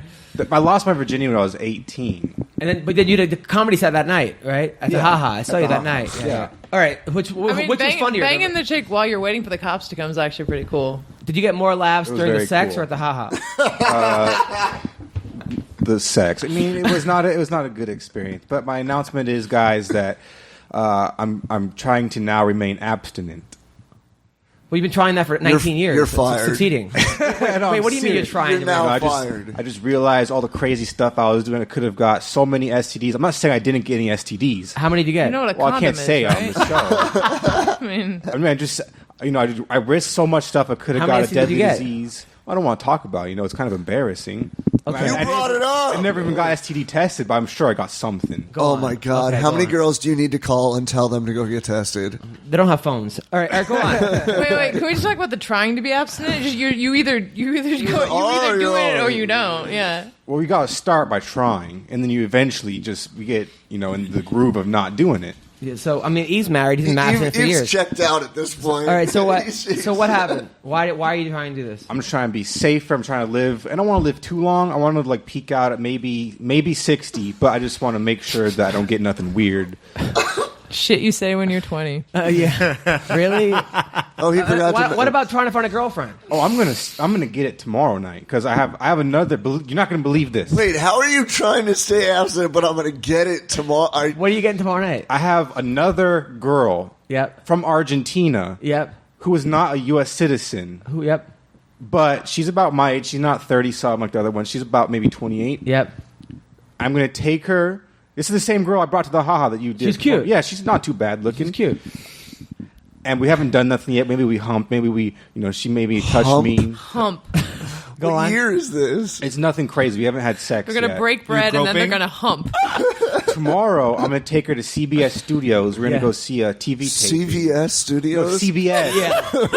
CBS. The toilet section. Fucking STD section. All right, go on. Because she wants to be an actor. I'm going to go show her a real show. Yes. She doesn't really speak that much English, but it's all right. I don't Is it speak any Spanish. CSI? Go on. So I'm pretty sure that's going to get me lucky tomorrow. So but then you're not going to be abstinent if you're going to get laid tomorrow night. Yeah, but that's a real thing, though. Abstinent. I'm talking about from being with crazy bitches on Oh, the so you're internet. not going to just have... Abstinent. Abstinence means you don't have sex with anyone. When's your birthday? Isn't Anybody it coming that up? you don't want to. When's your No, birthday? that's not what abstinence means. when's your Abstinence birthday? means you It's don't March have 13th. sex. March 13th. Can I buy him a dictionary for his birthday? No. All right. I'm serious, though. All right. Okay. So, all right. So good for you. Keep us posted how it goes. But, I have another thing I want to bring up before I end this podcast. Please. I think, I'm a nice guy. I don't dislike anybody. I'm not racist. But today I think I did something that was maybe racist. What'd you do? So I have a film class at school, and at my school they have a big soundstage, a professional film soundstage. You have it's set up for a sitcom with 3 Yeah. cameras. So I had to film a PSA today. What was your PSA? Was it just your dick? No, the PSA. All right, go on. It was there's a gentleman and his mother. Yeah. The actors are both African American. Yep. And I played a drug dealer. Okay. Right. Yep. And so the scene is I come into the house after the mom leaves, and I try to sell the kid drugs. All right. So what I did was, I don't know why I did this. And there's 50 people there watching. I bust in and I say, in a African American accent, gangster accent. What's the African American accent? Why don't you just do it? What you did? Yeah, Instead of yeah. trying to explain it, let's just What did you do? play the role. I walked in. I was like, "Yo, motherfuckers, I'm trying to sell this weed." You know what I'm saying? That doesn't sound African American. That just sounds hood. I don't know, but I just feel like I shouldn't have done that because it got really quiet when I started to do it. So I got some weed. You know what I'm saying? Yep. And I feel like. Did they get mad? Did they buy the weed from you? Listen, it was very awkward. I didn't get one laugh. Okay. Were you trying to get a laugh? That's not No, funny. I thought because I'm trying to be an actor. Yeah. I want to act. I don't want to be like, "Hey, want to buy some drugs?" I want to be like, "Yo, what's up, dog? I'm trying to sell this weed." You know what I'm saying? So how was the 50 bucks. PSA? I mean, have you bought drugs? Is that what the drug dealer sounded like? I mean, I've never done drugs in my life before. I think you should start. Then why on Ween Dog do you talk about you smoking weed all the time? Oh, I mean, I've done weed. That's not a drug, but That's a drug. Weed's a drug. I Coffee's regret to a drug. inform you that's a Cigarettes are drug. drugs. All right, listen. that's pretty much it, though. I think you should be abstinent from being racist. Yeah, well, it's not really racist. This is bad acting. Okay, yeah. it's All not right, really so I feel racist. better now. Okay, all right. Don't worry about it, man. All right. You're a real Meryl Streep. All right, so that was the Joe segment. All right. We didn't talk about the other fights on this card. Rashad Evans is fighting, right? Who's Rashad fighting?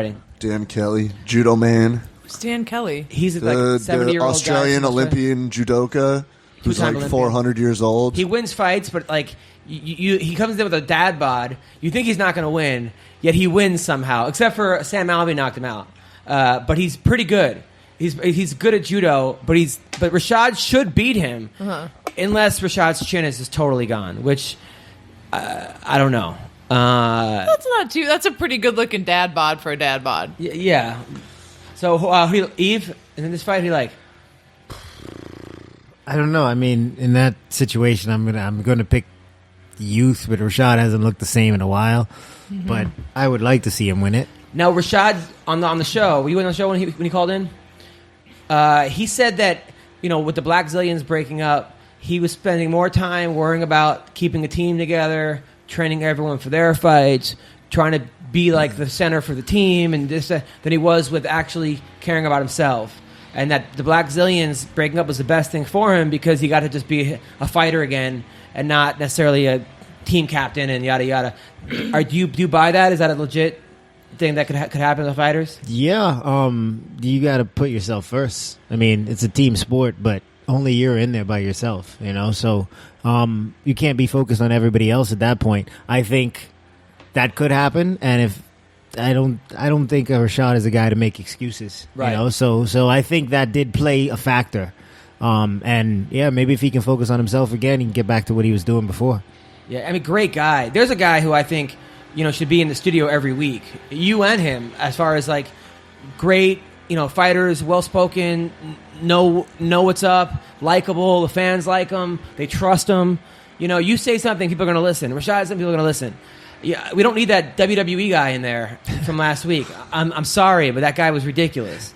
Yeah, it's okay. Real quick, I get stuff like that a lot. Like people like Karen Bryan, is she up there and she's not a fighter? And it's like, though the person in that seat, they're not supposed to be a fighter.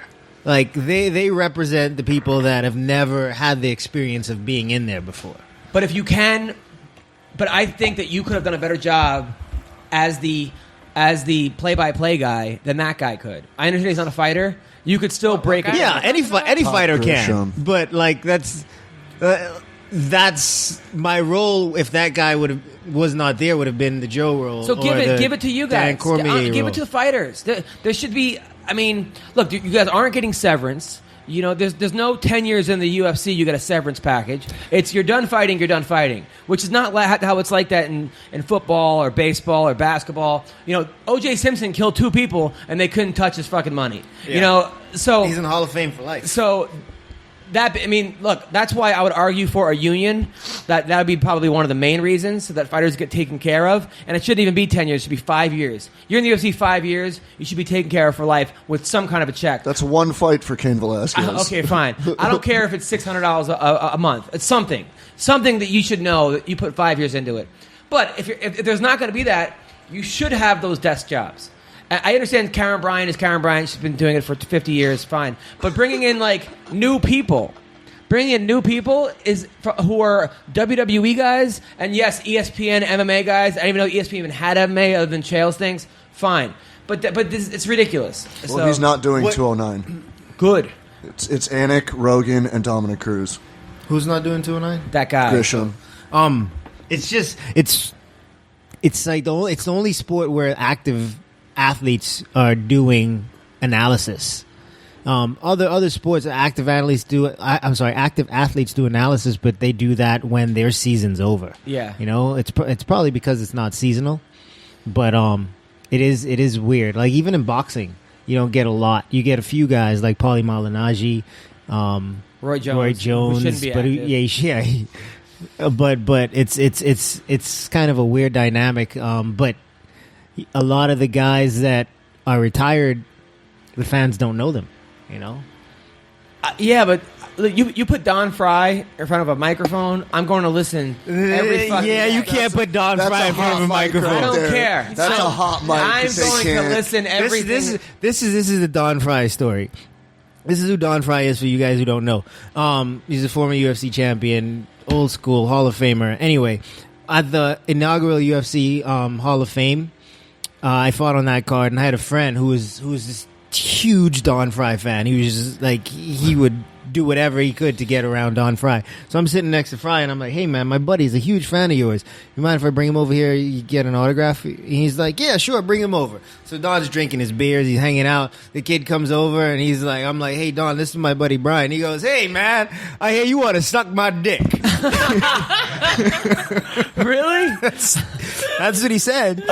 And then he grabs him by the crotch, pulls him to him, and it signs his jeans. No, really? Yeah. That's hilarious. And he's like, my buddy has those jeans in like a frame now. yeah, that guy, right? That That guy, outdoes any story I fucking that have. guy should be constantly talking about fights. When him and Boz were doing play-by-play for some, I forgot what it was. It was one of those shark fights or something, or one of those fights.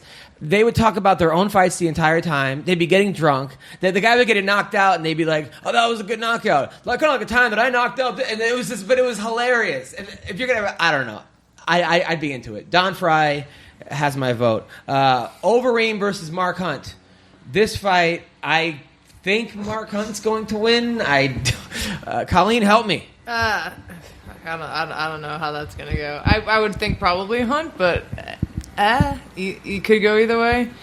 Eve, I would pick Mark Hunt, and I want Mark Hunt to win. And I don't see Overeem trying to shoot takedowns, and I don't see him. I mean, he has the power and the size, but I just don't see him. I mean, Hunt is Hunt. But Overeem gonna has to be know the that he's whole time. chinny, right? I mean, I don't know that he can get knocked out by this dude. He's got like a 14-foot advantage against him. I mean, you don't think maybe he's just going to keep him at bay? It's a He's going to try to. three-round fight. Yeah, he's going to try to, but I mean, it only takes one from Mark Hunt. You know, and it only takes one when it's Overeem. So that I mean, he's got 15 minutes to land one. CB? Mark Hunt's got a lot of pent-up aggression right now from That the doesn't Brock always fight. mean anything, though. I'm just... So does my you asked me ex-girlfriend. my opinion. I'm speaking it. Mark Hunt, I think, knocks him out in the first. Quickly. Joe? Well, I think the only way Alistair can win is if he keeps distance with leg kicks, right? Or a jab? Yeah, because he's way bigger, he's longer range, but I think Mark Hunt, he's just, like CP said, he has that New Zealand demon inside of him that's about to come out in this fight. And Mark Hunt's fought bigger guys. Stefan Struve's taller, Bigfoot's... Yeah, Struve might have the Biggest worst fighting Overeem. IQ in the history of fighting, though. I like Struve, but, I mean, you're up, I I'm just hear saying, you. in terms of like height, Mark Hunt can hit anybody, and like The you fight, said, the takes fight that I one. want to see, a good fight I want to see on this card that's not getting any people talking about it, but it's going to be a good fight. My man, Mirsad Bektic, ATT guy, against Darren Elkins. Bektic is a tough guy, underrated guy. He's been hurt a lot. Nice guy, too. I think he's from Croatia, I believe. No, and, yeah. And Darren Elkins... Bosnia. And Darren Elkins is a beast, although he has the worst tattoo I have ever seen. Oh, that new one? Yeah. The damage on the chest? He makes That you shit look is like fucking fucking horrible. Kat Van D. Oh, I mean, didn't like- know who the hell you were talking about until you made the tattoo reference, and now I know who you're It talking says about. damage Yeah, right here, and it's super horrible. shitty. He should have said damaged with a D, because that was his fucking... he has damage on his chest. But it looks like somebody carved it. Yeah. Like it's supposed to look like a carve wound. It's rough. No, why would anyone do that? I'm asking People- a guy who people- has 6 tattoos of Conor McGregor. But go on. People make a lot of I'll say it. People make a lot of bad decisions when it comes to tattoos. I mean, it happens all the time. I see people come in constantly, and they're like, "I want this," and my guy will do them, and at the end of it, he'll go, "That shit was. I didn't want to do that, but it's fucking money. Like, it's a shitty tattoo." I don't know why you decide on it, but to get the way it's done, when I first saw it, I was like, what are they getting at? Because there was a video of him actually getting it done, and I was seeing the line work and the shading and whatever. It's a very, very strange tattoo, but you can never really determine what's going through people's minds when they decide. I know a girl that on her ass, this girl after my show, because I used to do a show about tattoos and, the tramp stamps. I did a joke about it. And this girl was like, check out my tattoo. And this was like a short, fat girl. Not the best looking girl I've ever seen. But on her ass, it had the words deeper. Like, so when guys are fucking her, they want it deeper. Like that was why she had deeper. Yeah, I think that's. I don't think that needs to get explained. Yeah, so she had deeper on her ass. That's that's basic. You're trying to find the tattoo? Yeah. By the way, That's a horrible person. we were talking about. By the way, Angela Hill called out Joanne Calderwood. She wants to fight Bad Yeah, JoJo. I saw that. That's a good fight. Yeah, I think that's an exciting fight. Yeah, that. Yeah, here. This is it. Both fun Eve, strikers. This is the damage on his chest. That's horrible. Yeah, like right? That's horrible. It's rough. Yeah. By the way, Eve, we're going for another 5 minutes. Okay, so now he texted me how long are we going. So I like it. That's awesome. Also on this card, Bobby Joe Cooper. Right? That's her name? You mean Amanda Bobby Amanda Cooper? Yeah. She's fighting Cavillo. She's fighting. I don't know. It Calvillo? just got announced. I hate when they show all black because you don't know who this person is. But she's fighting a girl named Well, that was racist. Calvillo. Calvillo? Do you know I'm her? looking for it now. Yeah, Amanda Bobby Cooper. She's pretty good, Amanda Bobby Cooper, right? Yeah, she is. She's still pretty young in the game, but Yeah. she's pretty good. What- She has what- potential. What So, about, wait, what so about what's the- Groovy? Now, what's the card you told me that you wanted to get on, by the way? A Bellator card? Oh, the one at the end of March, the King Mo and In Rampage. Chicago? Yeah, I don't know if I'll get on it, but Why not? You should. well, I agree, but it's not up to me. I don't get to play matchmaker and fight. So how What does do you that- mean you're not on television? And you're not on this card? We're not I'll just sponsoring make you myself anymore. headline Wait, so how does that go, though? So you want to, do you text Rich Chow? My manager does. He says tells them that she wants to fight. They had said April or May originally, so I had him ask about the one at the end of March. But I don't know. I haven't heard anything. Is Josh your manager? No. Oh. Because that'd be good. If Josh is your manager, you No, can hey, put her on the card or else, So now who does Josh want to fight next? Does he care? I don't know if he wants to fight anyone in particular. Yeah. Got it. He's doing some pro wrestling stuff. He wrestled for TNA. He's got him. They're about to do a match with him and Bobby Lashley. No way. Another one. Yeah. Bobby Lashley, man, like when you look at that guy, you're like, this is the greatest fighter of all time. This dude is going to murder everybody. And he's a good fighter. I'm not putting him down. He just doesn't fight the way he looks. He is, yeah. I mean, for the look he has, and what he can do, he's an athlete. But he just is not a fighter. He's not like, I want to kill somebody. He's too nice. But You know? you train with him, right? I've trained. Yeah, I've been in the gym with him. I've not moved around, but I've worked with him a little bit. Like, I mean, we've how is he in drilled. practice? Is he the... He's a driller. He works and he does what he needs to do in the gym, but he just doesn't have that want to fuck somebody up. You know? How do you teach that? Can you teach it? Some people just don't have that. Yeah, I don't- Like, he's I just don't too think nice he of a can guy. teach that. You know, he can do the pro wrestling thing all day because there's no intent. You know, but the real intention of wanting to destroy somebody, he wants to win. He doesn't want to. Fucking murder you. Yeah, exactly. What do you want to do? You want to murder people? No, but she could turn that on. Yeah. Yeah. Like right now, no, of course not. Why would I want to do that to anyone? But I can get in that headspace in a fight. Yeah. It's like when there are times, I'm sure there are times in a fight when you get frustrated because of the position you're in. Not so much so that it gets you out of your game. It's just like, this is bullshit. I should not be in this position. I'm going to do something about it, and then you want to do it. I think a guy like Bobby is like, oh man, this sucks. Okay, I had to figure. And it's never like anger, but focused and driven. It's like, Yeah. I just got to figure it out. Okay. You gotta It's have like drilling mode Yeah. versus like, Exactly. okay, now it's time to fight and we're gonna fucking do this Yep. and we're gonna make this happen. And I think there's some guys like that. That's the thing about even like coaching wrestling. It's like heart is the hardest thing to teach. Yeah. And killer instinct. I remember one of the parents I knew. This kid was like probably one of the most annoying kids I ever coached. Like, and you try not to judge kids, but just such a baby, always complaining and crying and asking questions that were never relevant. But I I liked him, but the mom was a pain in the ass too. But the parents would pay the kid when he won. What? Yeah, he would get $50 every time he won a wrestling match, and I'm just like, that's just bad. What the fuck are you trying to teach your kid? Yeah, it's just bad parenting 101. I think We'll pay you to murder people. right. I mean, that's just You're like a hitman now. I mean, that's not. I mean, you should want to win because of pride, Yeah. because of character, because of spirit, not because your parents are paying you. At the same time, the pros are getting. They probably looked at it well. You're an adult. You're a professional athlete. That's how you it's a feed your different family. thing. And It's not how you It's your develop. job. And like when you're doing sports as a kid, it's not your job. You're learning life skills from it. You're learning like how to interact with people, how to solve motivate, problems. discipline. Yeah, exactly. That's not that's not the time to be being paid for your success and athleticism. You were a black belt in Taekwondo, right? Or you are? Mm-hmm. How many boards could you break? All of them. Yeah, all the boards. But did they have like 5 or 6 or something? Or Yeah, I think 5's probably the most I've ever done. I've done brick breaking, all that junk. really, you break a brick? Yeah. Wow. I mean, I didn't get paid for it though, so maybe I'm not as cool as that kid. You ever see that like thing where the guy got exposed? Where like the guy goes on a morning show to like break bricks, and then like the morning show host accidentally breaks it himself.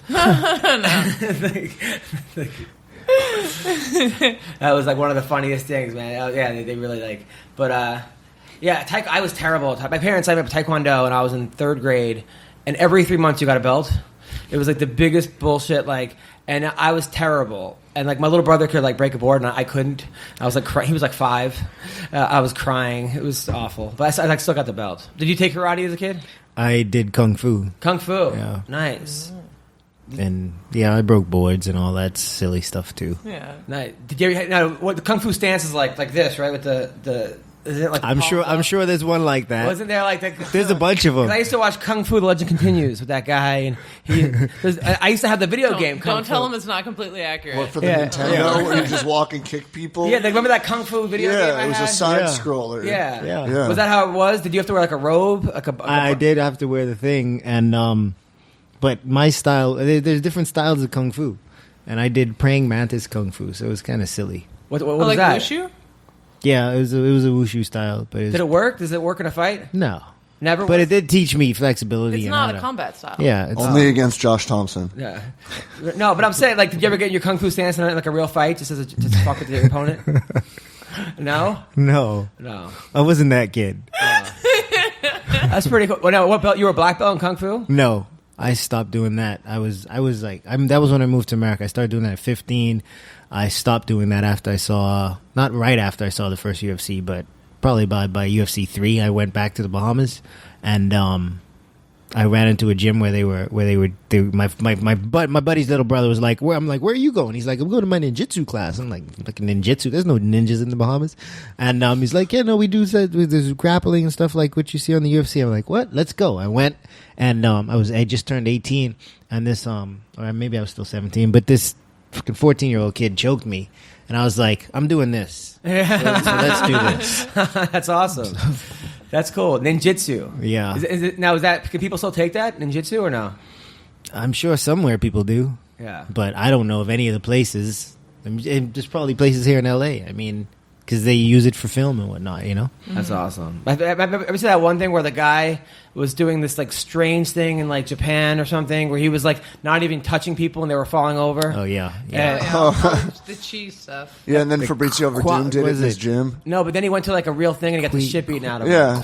I don't remember. It's some Verdum weird made a name. joke video about that where he Oh, just kind man. of like went like that, and like guys were falling over, and they were like, "Oh, he's going to use it against Kane." Oh, yeah, it's funny. But how do his students not know that this is bullshit? Like, why are they flying around? Like, are they all in on it? Or Yeah. They drank the Kool-Aid. Or sometimes if you believe enough in something, you just go along with it. Like a lot of people fucking speak in tongues in church and crazy Right. shit like that. Like if you're that invested in it and believe that fully in it, you'll go along with what the person who's directing that energy. I broke up with the It's chick gonna because of that. happen. I broke up with this girl. Speaks in tongues. Yeah, I swear it. That was this girl that was on Survivor. And after sex, she was like, and I'm like, yeah, it's over. After sex? Yeah, she was like, had this like made up language, and it was so annoying. She was possessed. And I was like, actually. I'm like, it's not going to work out. Yeah, you should have broke up with her the first time. Yeah. You know what she did? This girl, her name was Jenna. She put on this like Jenna from Survivor. okay, Yeah. Jenna Jameson? she put on this thing like this like sex toy. It was like a vibrating condom. Strap-on? Right? No, not a strap-on. Like a it one of those vibrating rings? Yeah, like a ring, and it's like a condom, and it vibrates in her vagina, and it's like attached to like a leash or something, and like it vibrates in a girl, you know.